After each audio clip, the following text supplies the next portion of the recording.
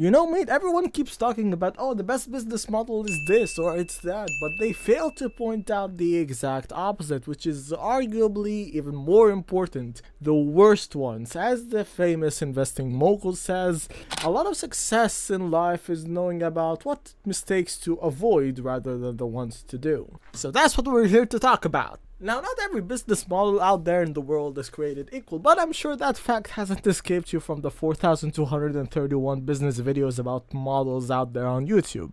Made from all channel sizes, from mine up to millions of subscribers. So why watch this one? Well, aside of the charming and likable, charismatic personality that you're seeing right here, it's also because about this is not just some standard cookie cutter advice, but it's something that you can actually use and tailor to your own life, personality, experiences, and yada yada yada, based on a long-term, risk-adjusted mindset. Now here is the thing, when you say best or worst, you have to define by what criteria are you actually using to determine that. Is it by, in theory, how little time it's going to take you to make ludicrous amounts of money? Is it about the kind of skills that it's going to help you create? The initial cost of capital and equipment, yada yada yada. Because look at it this way, hypothetically you could make a random TikTok video, put it out there, it gets a billion views and you're invited to go on talk shows and host stuff and book deals and whatever else. It's basically this video. Aside of the hilariously low number that TikTok pays for the views on its platform, you actually screwed yourself in a multiple of ways. Yippee! If your poor soul actually goes through this experience, it's screwed because one, you made a bunch of money but without any real work, so you got no skills, you didn't build up any character or calluses, and your mental threshold for what is work to reward ratio has gotten so inflated that now it's the new normal for you. Yeah. I mean, you got the money, it's there, but was it worth it? That and the fact that it's not a business at the end of the day. The only way for you to actually make it into a business is if you can do that repeatedly and not have it be a fluke. And that is a skill. Yes, exactly, that's correct. And then it becomes an entertainment business.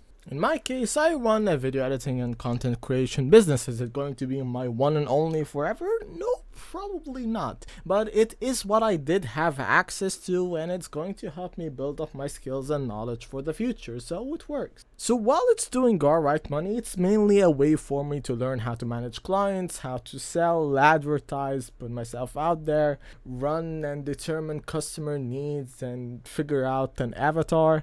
It's also a way for me to figure out my path into the future, even as I may have to pick up a job on the side while I'm doing it, but I'm guessing that is a similar case for you as well. So here's the criteria that I used while making the choice to be doing, well, what I'm doing right now.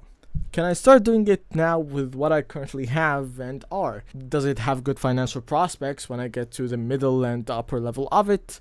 Can I see myself realistically doing it forever even if I was never paid for it again?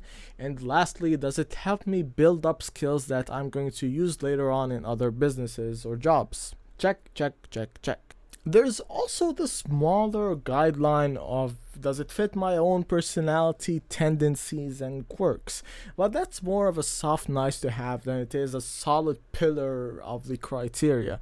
And this way it's wide enough that it can accommodate anything from owning your own software firm to having a fleet of vending machines. I don't know. We don't discriminate here, fellas. A business is a business and money is money. No.